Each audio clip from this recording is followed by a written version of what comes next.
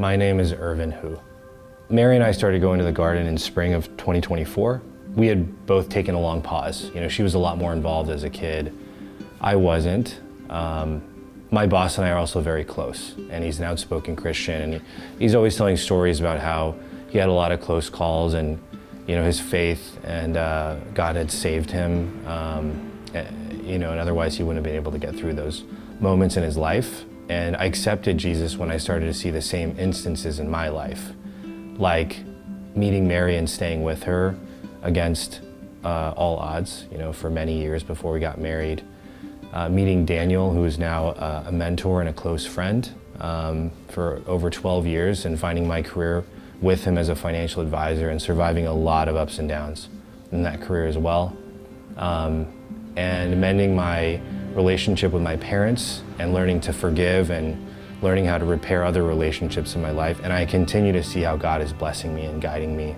Dear God, please forgive me for prioritizing work and life and other worldly things over building a relationship with you. I want to recommit to that through being baptized.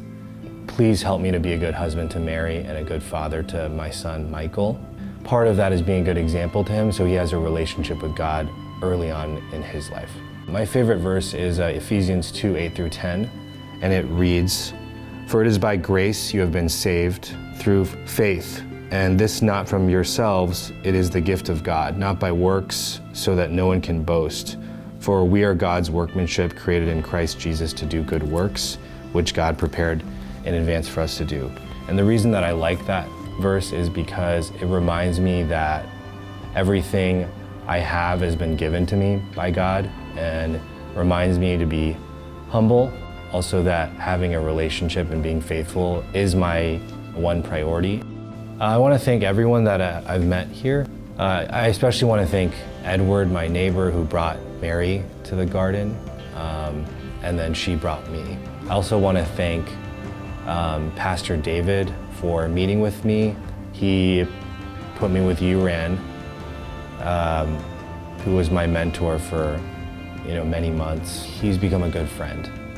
Jen and Charles invited Mary and I to have dinner with them when we were just warming up to church, and it's still very memorable for me. And finally, Jen Pack, who's our neighbor, that I spent a lot of time with at the men's retreat, and someone that I also felt I resonate a lot with his journey and becoming more faithful, as he got older. Those are the people that I want to thank.